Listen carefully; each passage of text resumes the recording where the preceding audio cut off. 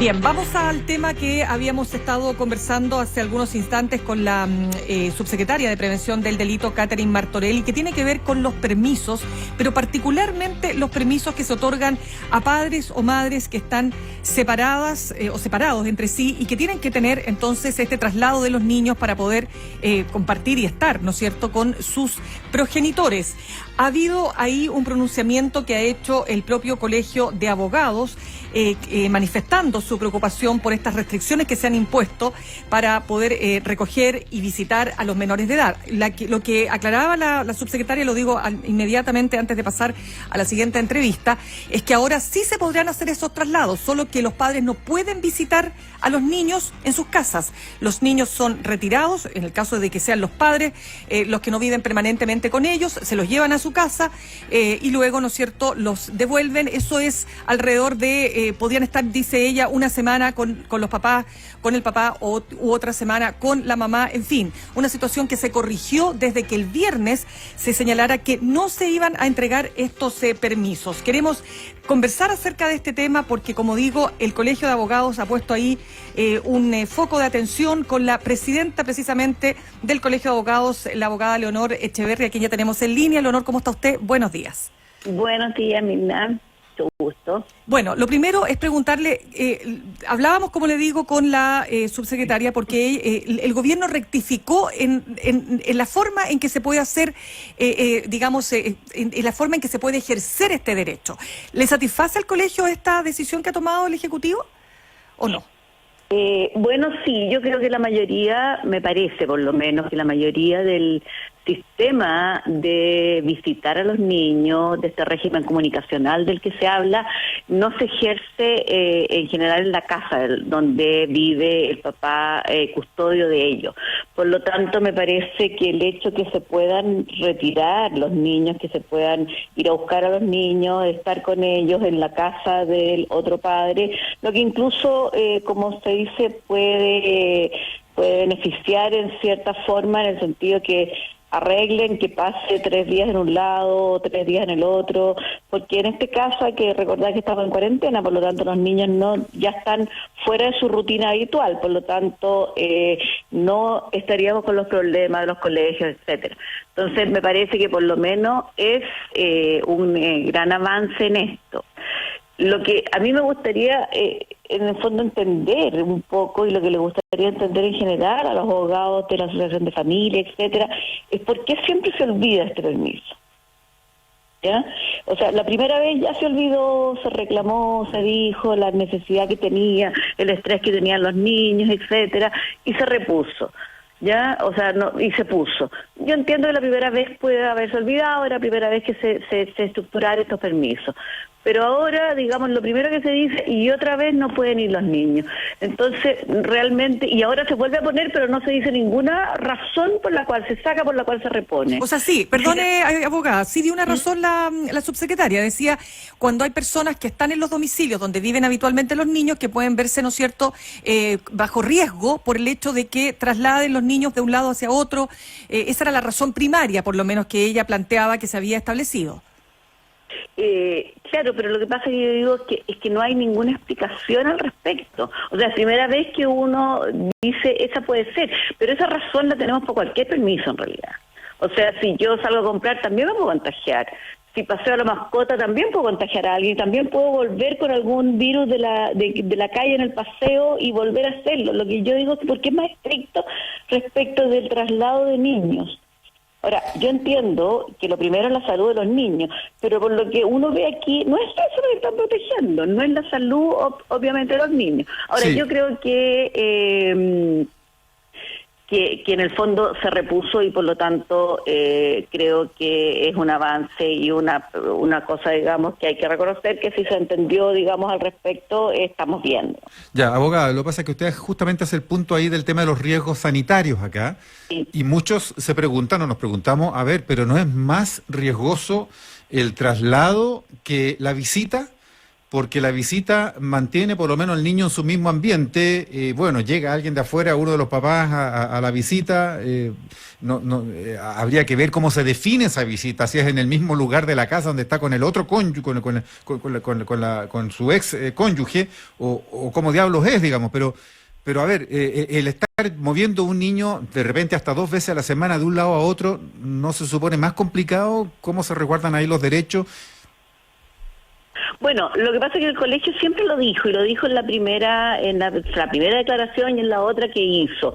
Es cierto, o sea, efectivamente, si bien se dice siempre, pero lo cual no podemos ni siquiera, digamos, ponerlo, digamos, como un ejemplo, que los niños, digamos, se contagian menos, etcétera, por lo cual no es ninguna razón, porque con uno que se contagie bastaría, ¿ya?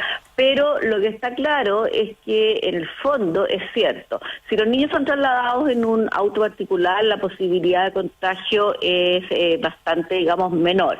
Si se trasladan en el transporte público, por supuesto que pueden tener. Ahora uno entiende que los padres no van a hacer esto en riesgo de los niños. A mí, digamos, al colegio lo que le preocupa es que lo primero que se suspenda de estos permisos sea este, ¿ya? No se suspenden, digamos, los otros, ¿ya? Entonces uno dice, bueno, hay alguien que se tomó, digamos, como la percepción de ver, digamos, cuál es la posibilidad de hacerlo bien, cuál es la posibilidad, digamos, y cuánto le afecta a los niños. Yo, en este caso, no quiero tanto solidarizar con el derecho de los padres, quiero solidarizar con el derecho de los niños, que hemos visto muchas entrevistas de psicólogos, de psiquiatras, diciendo el estrés que están sufriendo los niños en general. Todos sabemos que aquellos papás que no se ponen de acuerdo, que tienen que recurrir a un sistema comunicacional decretado por un juez, son papás que no se llevan bien y que en cierta forma también le trasladan ese estrés a los niños. Por lo tanto, yo creo que hay que tratar de minimizar el estrés que ellos pueden tener. Y en el fondo, uno va a confiar que si hay un riesgo para los niños, los papás en general no lo pondrían en riesgo. Sí, ahí hay un punto que usted acaba de tocar, Leonor. Conversamos a esta hora con la presidenta del Colegio de Abogados, Leonor Echeverry, respecto de cuando efectivamente la separación es traumática y hay problemas, ¿no? Y se ha visto también en esta situación de pandemia en que algunas situaciones como madres que le dicen al padre, no, tú no puedes visitar, o al revés, padres que le dicen a la madre, no, tú no puedes, y no hay ninguna forma en que te pueda permitir que tú entres al departamento o a la casa porque tú puedes contagiar. ¿Cómo se protege ahí el bien superior, que es justamente la necesidad de esa niña o niño de estar con su madre o padre? Bueno, es que yo creo que eso es lo que no se ha visto. O sea, a mi modo de ver es tratar efectivamente, o sea, no podemos olvidarnos que la situación está bastante, digamos, complicada. O sea, en ese sentido creo que la cosa sanitaria va. Pero cuando no hay una cosa sanitaria, tú dices, bueno, hay separaciones traumáticas. Bueno, yo te diría que todas las que llegaron a los tribunales son traumáticas, ¿ya? O sea, cuando ya uno no logró ponerse de acuerdo con la persona con la cual el papá de los hijos o la mamá de los hijos, es porque la separación tiene algún problema más allá. Y claro, como dices tú, justamente ahora, digamos, hay algunas que van a decir efectivamente, o algunos que van a decir, mira, no puedes visitarte por este motivo. Y hay otros que van a decir simplemente, mira, no, es que no quiso, o no apareció, no supo. ¿Y qué resguardos hay ahí entonces, abogada? ¿Qué resguardo? Bueno, lo que pasa es que ellos tienen por eso digo que en el fondo la cosa pasa a ser un poco, digamos, que nosotros encontramos que es peligrosa. O sea, después de un juicio ellas lograron tener una resolución judicial en el cual podían cumplir, le gustara o no le gustara a la persona, digamos, que tiene al hijo, digamos, viviendo con él, para poder cumplirla. Pero con esto la resolución judicial queda sin efecto, en cierta forma, por mientras, ¿ya? Y eso, digamos, no se había visto en general antes. Por lo tanto, uno podría ir al tribunal, pero resulta que los tribunales tampoco, digamos, van a decidir en 2 minutos esta situación y van a pasar las 2 semanas de cuarentena, las 3 que hayan, sin que efectivamente esto se resuelva. O sea, esto pasa en general muchas veces sin pandemia. Por lo tanto, no podemos darle un arma a quienes se oponen a estas visitas que en el fondo le garantice que entonces va a lograr lo que muchas veces quiso, que era que no se relacionaran con los padres con sus hijos. Sí, usted acaba de decir, perdona Mauricio, solamente para puntualizar ahí, un arma, se entrega un arma entonces al progenitor. Abogada, conversamos con la presidenta del Colegio de Abogados, Leonor Echeverry. A ver, es que hasta aquí estamos conversando como de teoría de cosas que pueden pasar o que podrían pasar o que son muy de sentido común. Como presidenta del Colegio de Abogados, ¿usted tiene información de que estas cosas estén llegando a tribunales? Porque aquí estamos hablando de regímenes, de visitas, en fin, de acuerdos postmatrimoniales y de familia, que están, y usted está hablando de los casos que han llegado a la justicia, que han resuelto los tribunales. Entonces, las cuarentenas alteran esto, y los regímenes son alterados por la cuarentena. Eso usted dice que en teoría puede hacer que la gente tenga que recurrir, ¿no es cierto?, para ir a reclamar a un juzgado. ¿Está ocurriendo o no? ¿Hay recursos presentados o no? Bueno, yo tengo entendido que sí, nuestra comunicación con la Asociación de Abogados de Familia es que lo han hecho, y el otro día también vi una entrevista a una de las juezas de familia que decía, si hay algún problema, bueno, tienen que recurrir y el juez decide, pero o sea, con la mejor voluntad del mundo, todo eso efectivamente es lento. O sea, efectivamente, cuando la persona ve alterado su régimen, pudiendo decir, mira, no corre ningún riesgo mi hijo porque yo voy a tomar mi auto, lo voy a ir a buscar, lo voy a traer a mi casa, o sea, la posibilidad de contagio no es más que conmigo dentro del auto, ya, y en la casa. Entonces, pero sin embargo, se suspendieron todas. Ya, a eso es lo que voy. O sea, ¿qué le va a decir ese abogado? Le va a decir, mira, tenemos que reclamar, tenemos que ver en el juzgado si se puede dar una segunda posibilidad que digan, ese papá puede cumplirla. Entonces, la cosa se transforma muy engorrosa y pasa el tiempo y los papás no ven a los hijos, las mamás no ven a los hijos independientes de quién los tenga. Entonces, lo que uno dice es, ¿por qué de inmediato lo suspenden? Abogada, pero estos casos de conflicto donde estaba antes de la pandemia ya una situación declarada, ¿no es cierto?, entre padres y madres que están en conflicto precisamente, ya sea por tuición, por visitas, por varias razones, ¿no? ¿Esas causas están suspendidas, están detenidas, están avanzando a propósito de la situación que se está viviendo hoy día en tribunales? Bueno, están avanzando todas las causas que tienen las de familia en general, sí. Sobre todo, digamos, las que tienen una mayor urgencia.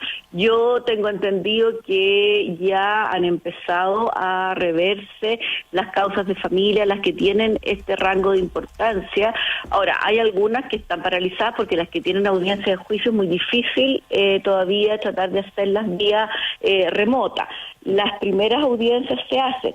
Ahora, en general, a lo que nos estamos refiriendo en este minuto son personas que ya los tienen declarados, no quienes están todavía pidiendo el régimen comunicacional.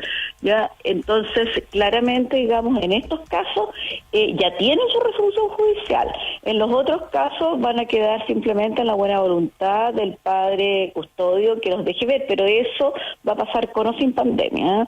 Eso, digamos, cuando la separación es traumática y uno se niega a que lo vea, si no hay una resolución judicial y yo no quiero, en el fondo no va a haber una forma de hacerlo mientras yo no tenga la resolución judicial.